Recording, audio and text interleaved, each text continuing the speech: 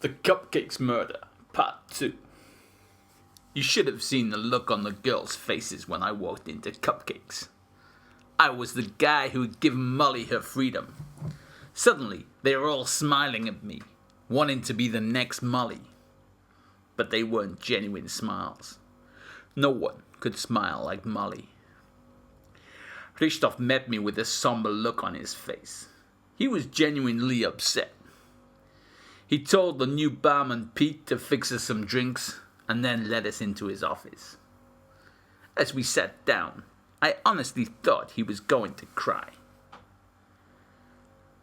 I know he wasn't a nice man, Mr. Stanley, but Todor was my friend, had been since childhood. Now he's dead, and I want you to find who killed him. It was the first time I'd heard Santa's real name. How about the police, I said, feeling genuine sympathy.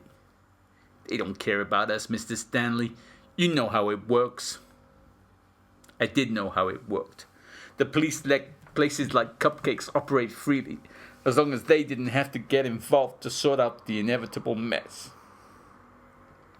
What about your friends? Christoph was well connected.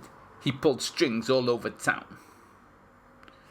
No one knows anything, Mr. Stanley. You know people talk to me. So what makes you think they'll talk to me? I asked. They won't. But you're good. You'll find the answer. I wasn't so sure, but it was nice someone had the trust in me. Tell me what happened, I said. A punter comes in, starts taking it a bit too far with one of the girls, so Todor takes him out the back to sort him out. But Todor never came back. CCTV? I asked. Christoph looked at me like I'm mad. Would punters come in here if I was filming them? I don't know, maybe you want it for blackmail. Mr. Stanley, I run a legitimate business. My customers need to know they can be discreet. Cause of death, I said, getting back to the case. Gunshot wound to the chest. 1 bullet. This was beginning to look like a hit rather than a random act of self-defense. Normally, people don't take guns into brothels. Did Santa have any enemies? I asked. He's my muscle. He stopped himself. He was my muscle. He made enemies. It was a perk of the job. A perk? He liked his job, Mr. Stanley, he said with a sad smile.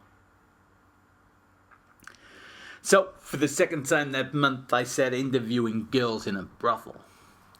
They were still trying to give me the glad eye, but it wasn't working on me. Their memories were hazy. The guy was tall, short, bald, mulleted. He was 50 and he was 25, good looking and ugly. Even the girl he was groping failed to remember him. Pete the barman was a little bit more forthcoming. He remembered a wiry looking guy. An arrogant eye. Drank bourbon, smoked heavily. Didn't say much. I felt sorry for him when Santa dragged him out the back, Pete said. I thought it would be an unfair contest. Thought Santa would kill him. I took a sip of my drink and sat in silence for a while. This was either an organized hit or some disgruntled punter who'd been dealt with by Santa before, coming back for a spot of revenge. You ever seen him before? I asked Pete. No, but I haven't worked here long. You should ask the guy before me. Easier said than done, I mumbled. Easier said than done. Just one thing, the barman said. I think he might have had a gold tooth or something, maybe a diamond, something that sparkled when he spoke. He said it like it was nothing, but to me, it was everything.